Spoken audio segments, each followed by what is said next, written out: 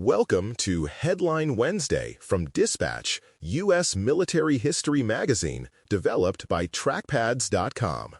Each week, we take one pivotal moment from United States military history and follow it from the first warning signs to the final outcome. Today, we go to Betio in the Gilbert Islands in the Second World War for the story of the fight for Tarawa. Dawn comes in gray and low over Betio, but the Marines crowding the landing craft see almost none of it. What fills their world is the thunder of battleship guns behind them, the slap of cold salt spray over the gunwales, and the jagged black line of palm trees, seawall, and bunkers ahead. The lagoon is choppy, flecked with foam and smoke from the bombardment that has just lifted. Engines growl and shudder as coxswains jockey their craft into line, trying to keep formation in the wake of the amphibious tractors up front. Every few seconds, another salvo rolls overhead from the fleet, a reminder that this is supposed to be a carefully timed hammer blow. That reef out ahead has been a line on a chart for months, something talked through in briefings and classroom sessions. Tide tables and estimates said the water would be high enough for most landing craft to cross. Now, as the first waves grind closer, it turns out the sea has its own plans. Shallow water and jagged coral suddenly rise under the hulls, scraping bottoms and stealing momentum. Amphibious tractors lurch and claw forward, their tracks biting over the coral, while the wooden-sided boats behind them begin to hang up, engines racing without enough depth to move.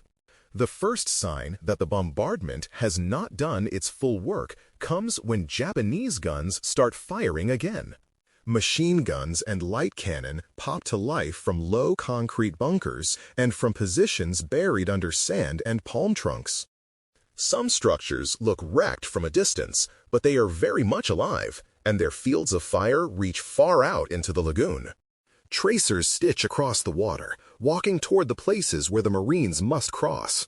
Men in the stalled boats start going over the side, splashing into chest-deep water, rifles held high while heavy packs drag at their shoulders. Around them, the lagoon feels as deadly as the beach. Some Marines cling to the sides of vehicles already riddled by fire, trapped between staying aboard and diving into water where bullets slap and ricochet. The smell of cordite, gasoline, salt, and churned coral mixes with shouted orders and the flat, desperate crack of rifles fired almost blind toward the shore. A few find shelter in shell holes scooped out of the reef by earlier shells. Many have nothing but the faint promise of the low seawall ahead. In those first minutes, every decision is instant and personal, measured in a step or a breath rather than in maps and arrows. Most of the men in the water and in the tractors have no time to dwell on the wider war. Their whole universe has shrunk to the next few yards of open lagoon, the next burst of fire, the hope that the man beside them keeps moving.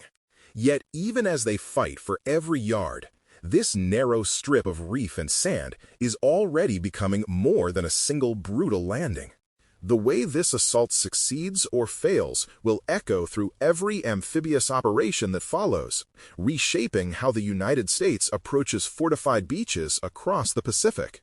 Pull the camera back from that seawall, and Tarawa becomes a small atoll with enormous stakes. It sits in the middle of the Central Pacific, a name most families at home have never heard, but a point that planners trace again and again on their maps.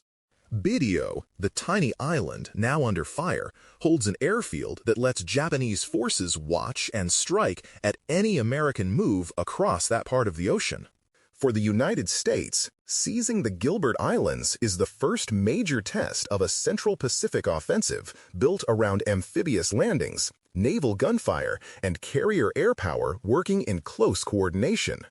If the Marines cannot crack a heavily fortified atoll like Tarawa, the whole timetable for pushing on to the Marshalls, the Marianas, and beyond will slow or even change. On the Japanese side, the garrison has been told that this island is a fortress. Engineers and laborers have sunk concrete bunkers deep into sand and coral, tied them together with trenches and tunnels, and sighted guns so they can fire not just straight out to sea, but along the beaches where invaders must land. The reef is part of that plan, a natural obstacle that can trap landing craft and leave men exposed in the water. Officers and enlisted alike understand that no relief force is coming. Their mission is to hold, inflict maximum casualties, and die where they stand if necessary, making Tarawa so costly that American leaders might shy away from similar assaults. For the 2nd Marine Division coming in over that reef, the stakes are just as heavy, even if they are expressed differently. This landing will test not only individual courage, but the doctrine, training, and equipment of an entire service that has argued for years it can seize defended shores. Cameras and correspondents are nearby, and planners know that pictures and film will eventually reach the public. In a matter of days, people far from the Pacific will see images of this fight and ask whether the ground gained was worth the blood spilled. Tarawa's question is no longer whether it matters, but how far its cost will reach into the way America fights the rest of its island war. On the American side, new tools and ideas had taken shape in the months before the Tarawa landing. Amphibious tractors, often called amtracs, were designed to crawl over reefs where ordinary boats might strand and leave men exposed.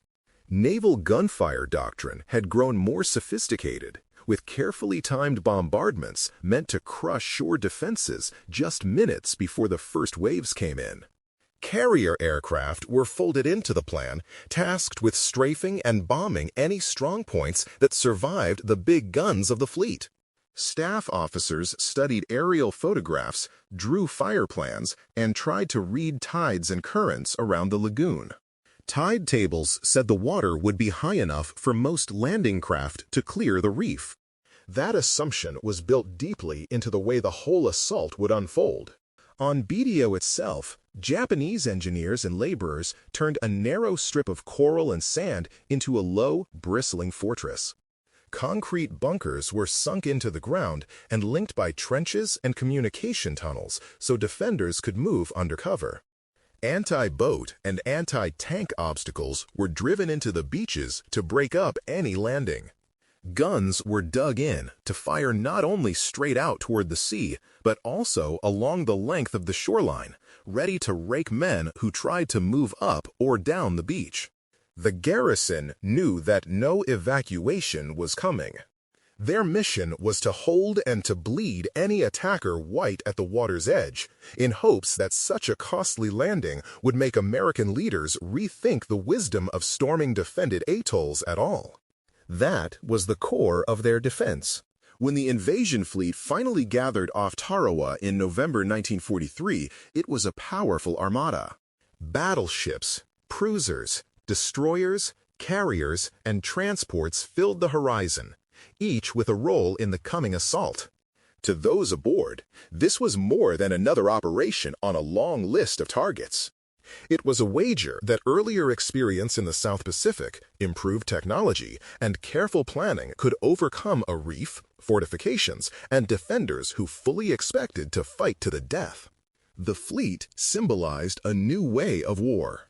If the plan worked at Betio, it could work again and again as the Central Pacific Offensive rolled forward toward the Marshalls, the Marianas, and eventually the shores of Japan itself. When the bombardment lifted on the morning of the landing, many Marines believed that almost nothing on Betio could have survived. Naval guns had pounded the island for hours, raising thick clouds of dust and smoke that drifted over the lagoon. It looked like devastation. Yet, as the first waves of amtracs and boats closed on the reef, Japanese gun crews emerged from protected positions and swung their weapons back into action. Machine guns and light cannon began to fire into the lagoon, their tracers sweeping the shallow water. Amphibious tractors ground over the coral and pushed toward the beach. Many of the Higgins boats behind them stuck fast in the shallows, engines racing without enough depth to move. Marines in those stalled boats had a terrible choice to make. They could stay aboard and wait to be hit, or they could go over the side into waist or chest-deep water under direct fire. Many chose to jump, dropping packs and equipment to keep rifles above the surface as they pushed forward step by step. The few scraps of cover in the lagoon were the backs of stalled vehicles, shell craters blasted into the coral, and the low line of the seawall ahead. Around them, the water thrashed with bullets and shrapnel. It was a deadly place. Some men never made it to the sand, cut down between the reef and the beach before they could find any shelter at all. Small groups did reach the beach and pressed themselves against the seawall, clinging to its meager protection while incoming fire hissed overhead or slammed into the coral around them. Radio contact was spotty, with sets waterlogged, antennas shot away, and operators killed or scattered. Smoke obscured landmarks, and many units landed far from the sectors they had been assigned on the map. In that confusion, leaders on the ground had to rebuild control by instinct and voice.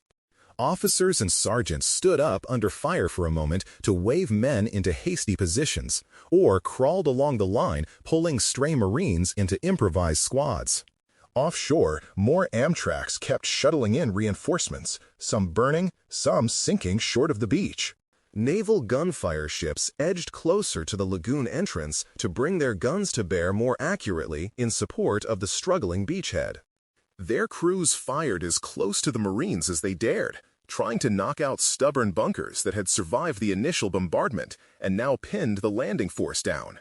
By evening of the first day, there was a foothold on Betio, but it was thin and fragile. It consisted of small, scattered pockets of Marines cut off from one another, many of them low on ammunition and without clear knowledge of who was to their left or right. Japanese positions still ringed much of the island, with working weapons and the will to counterattack. The first day had been a near disaster. The night that followed was a tense mix of confusion and sudden violence. Japanese troops infiltrated toward the seawall and shell craters, probing for weak spots and sometimes closing to grenade range before they were spotted. Marines fired flares into the sky, shifting machine guns and rifles to cover likely avenues of approach. Offshore ships provided illumination rounds that cast harsh light and deep shadows over the battlefield, revealing movement in the open and then plunging it back into darkness. It was a dangerous rhythm. By the second day, reinforcements began landing in a more organized way, including additional infantry and tanks that had finally managed to negotiate the reef and surf. With heavier support ashore, the Marines shifted from clinging to a beachhead to a systematic advance across the island. Tanks gave them moving steel and direct firepower against concrete positions that infantry alone would have struggled to reduce. Flamethrower teams and demolition men worked side by side with rifle squads, burning out bunkers and then blasting them open to ensure they could not be reoccupied. Each dozen yards brought another knot of resistance, another machine gun nest or trench that had to be cleared at close range. Progress was measured not in sweeping movements, but in pillboxes destroyed and trench lines seized. It was a slow, grinding fight. No part of Betio gave way easily. By the third day, the nature of Japanese resistance began to change. Organized defense gave way to desperate counterattacks and isolated last stands as command structures frayed and positions fell one by one. Some groups of defenders launched sudden charges against Marine lines across open ground, only to be cut down by concentrated fire. Others stayed put in individual bunkers, fighting until they were killed by grenades, flamethrowers, or close-range fire pushed right up to the firing slits. The battle had become a series of brutal, small-unit engagements scattered across a landscape of shattered palms and broken concrete. Each strong point neutralized brought the Marines closer to controlling the entire island. When Betio was finally declared secure after roughly 3 days of combat, the island was almost unrecognizable. It was a tangle of charred wreckage, cratered ground, and bodies. The Japanese garrison had been virtually annihilated, with only a tiny number of prisoners taken from a force that had once been confident the island could not be taken in 100 years. The 2nd Marine Division had paid a severe price in killed and wounded in that short span of time. Those losses shocked commanders who had believed the bombardment would make the landing less costly. They would later shock the public as photographs and film emerged. Tarawa was more than another step on a long campaign. It exposed both the flaws and the strengths of American amphibious doctrine and raised hard questions about how to fight the next landing differently. After the near disaster of the first day, what turned Tarawa was not a single dramatic maneuver, but a chain of stubborn decisions and hard choices. Commanders offshore refused to treat the reef and the casualties as a signal to pull back. Instead, they chose to keep feeding strength into the narrow, deadly beachhead. Amphibious tractors kept grinding back and forth between ships and shore, some limping on riddled hulls, bringing in fresh squads, ammunition, and radios. Naval gunfire ships and aircraft shifted from broad bombardments to more precise strikes as calls came in from Marines pinned down on the island. Each bunker they knocked out made the next few yards of advance slightly less murderous. On Betio itself, junior leaders filled the gaps where the written plan had frayed. Company officers and sergeants pulled scattered Marines into ad hoc units, assigning rough sectors on the spot and coordinating rushes from one patch of cover to the next. Flamethrower teams and demolition men moved with rifle squads, burning out pillboxes that could not be bypassed and then blasting them open to keep them from being reused. Tanks that finally made it ashore gave the assault troops moving steel and direct fire against concrete positions, even though operating armor on a small, rubble-strewn atoll brought constant risk of bogging or flanking fire. Step by step, the Marines shifted from merely surviving behind the seawall to attacking across the island. The seawall turned from a last line of cover into a launch point. The Japanese plan had depended on stopping the invaders at the water's edge, crushing them in the lagoon, and finishing them on the beach. Once that line was breached and a lodgment formed, their advantages began to erode. Fixed fortifications that had been so deadly in the first minutes now limited their ability to maneuver or fall back. Positions that gave excellent fields of fire also became clear aiming points for tanks, naval guns, and aircraft.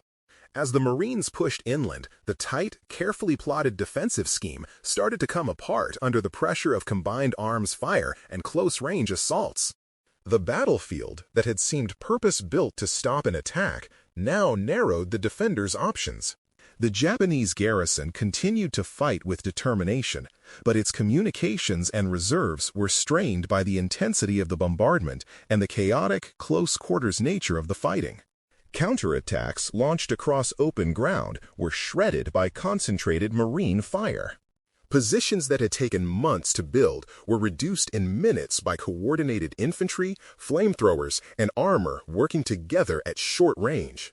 By refusing to break off the assault after the first day's grim losses, and by rapidly adapting their tactics on the ground, the Marines turned a near failure into a hard-won foothold and then into control of the entire island. Tarawa's outcome rested on courage, but also on an ability to absorb shock, learn under fire, and keep moving forward despite everything. When the firing finally slackened and Betio was declared secured, the island was a tangle of shattered palms, burned-out wreckage, and bodies. The Japanese garrison had been virtually annihilated, with only a tiny number of prisoners taken from a force that had once been told the island could not be taken in 100 years. The 2nd Marine Division had taken severe losses in just a few days of combat, a toll that weighed heavily on units that had fought their way from the reef to the far shore. For many survivors, Tarawa became a personal marker for the rest of their lives.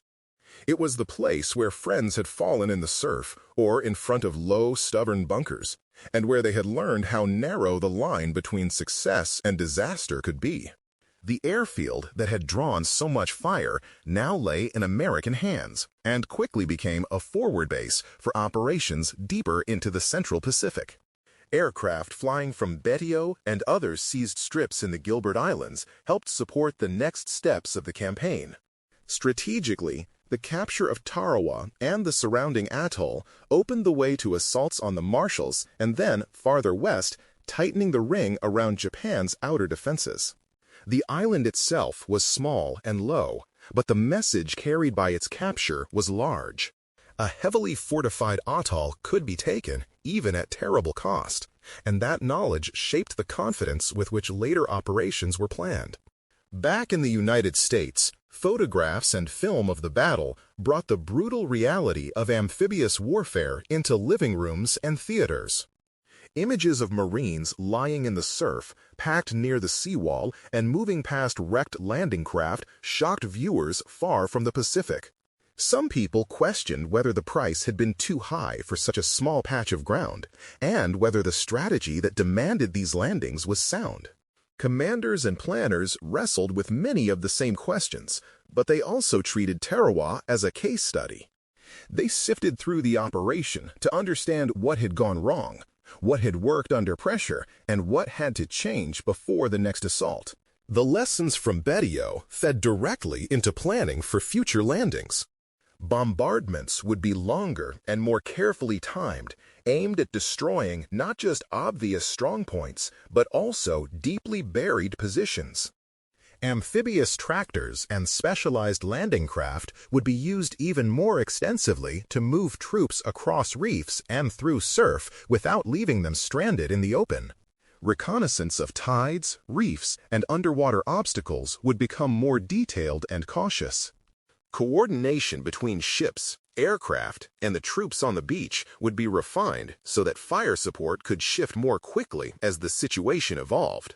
The names of later battles, like Kwajalein, Saipan, Peleliu, Iwo Jima, and Okinawa, all carried traces of what had been learned at Tarawa. For students of military history, Tarawa remains a crucible where doctrine, technology, and human will collided in a very small space. The reef that trapped landing craft and forced Marines into the water under fire is a sharp reminder that terrain and tide can be as deadly as enemy weapons when they are misread or underestimated. The stubborn advance inland across that wrecked island shows how adaptable leadership and combined arms can claw victory from a flawed plan. It is a case where courage alone was not enough, but where courage combined with learning in contact turned the tide. The battle is still studied as an example of how to recognize and fix weaknesses while the shooting is still going on. Within the Marine Corps, Betio became part of an institutional memory that stretches across generations. The battle is studied in schools, walked in staff rides, and remembered in museum exhibits and unit histories. Stories from Tarawa sit alongside later landings in the Pacific as examples of what amphibious warfare demands from units and individuals. The blood-soaked reef and the low, stubborn bunkers helped shape not only how the United States fought the remainder of the Pacific War, but also how it thought about landing on defended shores in the decades that followed. Whenever planners look at a hostile coastline and weigh the cost of going in, echoes of Tarawa are never far away. Tarawa's reef and beaches remind listeners that even small islands can become turning points in the way wars are fought and remembered. Headline Wednesday is developed by trackpads.com as part of Dispatch U.S. Military History Magazine.